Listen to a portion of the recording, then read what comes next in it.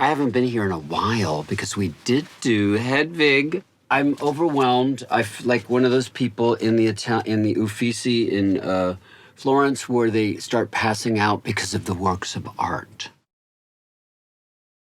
Now, this is something I remember very well as a kid. Cooley High, it was a staple for us, especially Army kids. We loved this film, and it was a hit. The other one that was a huge hit was Mother Jugs and Speed around the same time, and Car Wash. So I will be grabbing that. I might have to get the Wes Anderson Archive, which is like a boombox of things, with the great Rushmore, of course. The Cassavetes box set. I mean, the greatest independent filmmaker in America ever. And probably my favorite film ever is A Woman Under the Influence. There's also an incredible doc about, like a 3-hour doc about how he worked, which was very singular, with the great Jenna Rollins, maybe the best film actress of all time. Oh, Moon Age Daydream. Well, of course, I'm wearing David Bowie today, and I'm going to be doing a David Bowie tour this year in Australia, so I have to get Moon Age Daydream, which I still haven't seen. I know I'm supposed to see it in IMAX, but this is just as good. Or next best. I should get my favorite musical, really, which was All That Jazz by Bob Fosse. The film probably most responsible for the freedom of style in the HEDWIG film was this film, Bob Fosse, an autobiographical classic. You know, I never saw Multiple Maniacs. I think I need to get them. Because John Waters is a friend, and I feel terrible if I haven't seen this. He feels terrible that people have to watch it. He always jokes about grandma saying, "I love your work," and he's like, "Did you see Multiple Maniacs?" A great film by Koreeda, Japanese filmmaker who I met right after this film. He loved HEDWIG. He was a little bit scared of Short Bus.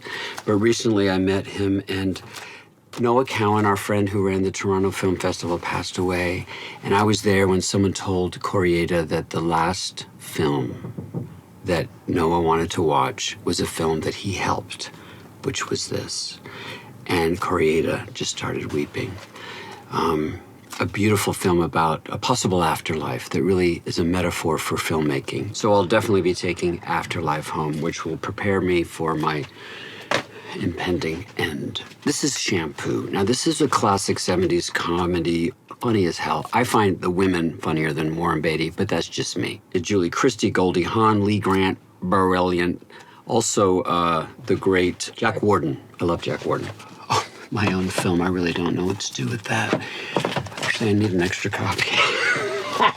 We are independent filmmakers, after all. All right, Pasolini, a queer icon, an intellectual icon, a Marxist icon in Italy. So moving, The Gospel According to Matthew. He was Catholic, but in the deepest way that is much closer to socialism when you think about it. And that film, I remember Lazarus coming out of the tomb to the sound of an old American ancient blues song, and it somehow worked.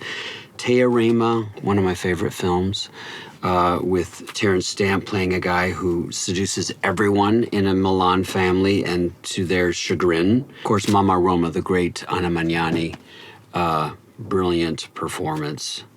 Yeah, so this is great.